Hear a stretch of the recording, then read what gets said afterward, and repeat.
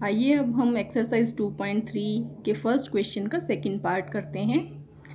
इसमें px और gx दो बहुपद हमें दिए गए हैं और हमें px को gx से भाग करना है।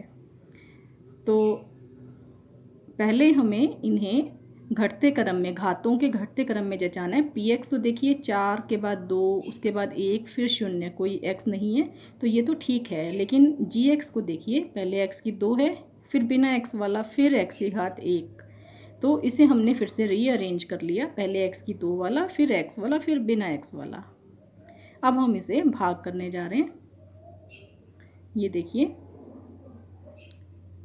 सबसे पहला स्टेप, ये किस पर जाएगा, उसके लिए सबसे बड़ी घात को सबसे बड़ी घात से भाग किया, यानी x की 4 को इस x की 2 से भाग करके देखा हमने रफ में।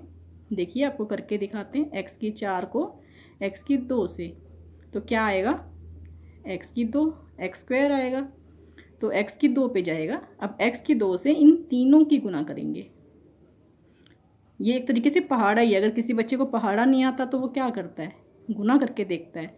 तो हमें इसका पहाड़ा नहीं आता, इसलिए हम गुना करके देखेंगे। किससे गुना करनी है, कितने पे जा रहा है, x की 2 पे जा रहा है, तो हमें x की 2 से इन तीनों को गुना करनी है। x की 2 से इसको गुना करेंगे तो क्या आएगा, x की 4, फिर x की 2 को इससे गुना करेंगे तो माइनस x की 3, उसके बाद इससे करेंगे तो x की 2। अब हम इन्हें लिखते वक्त हमने ये ध्यान रखना है कि x के 4 के नीचे हम x की 4 वाला लिखें, x की 2 के नीचे 2 वाला लिखें।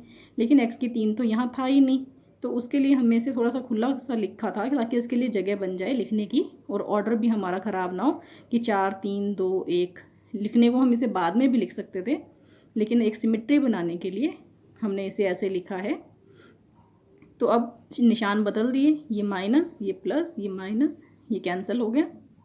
अब ये x की 3, क्योंकि ऊपर तो कुछ था ही नहीं x की 3 वाला, तो ये सिर्फ x की 3 आ गया।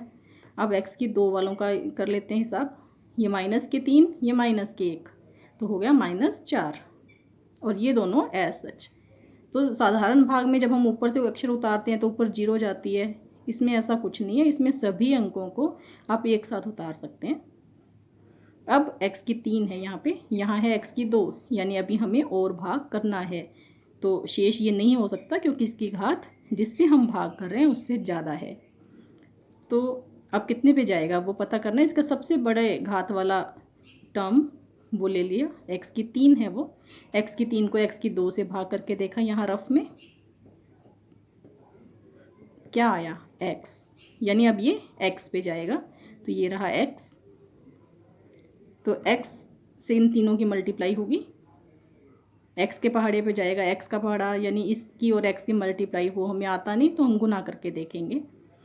x से इसकी गुना की, x की 3 माइनस इसको करेंगे x से तो x की 2, इसको करेंगे तो x, तो ये आ गया। अब घटा लिया, घटाने के लिए फिर से निशान बदले, ये माइनस, ये प्लस, ये माइनस, तो ये कैंसिल हो गया। -4 + 1 कितना हुआ, -3, x की 2, इन दोनों का हिसाब किया, 4 - 1 यानी 3, और ये ऐसे का ऐसे 5। अब कितने पे जाएगा, घात देखिए, इसकी भी घात 2 है, इसकी भी घात 2 है, तो यानी कि अभी इसे भाग करना होगा, ये घात कम नहीं हुई है। तो जब इस घात इससे कम रह जाएगी तब हमें छोड़ना है।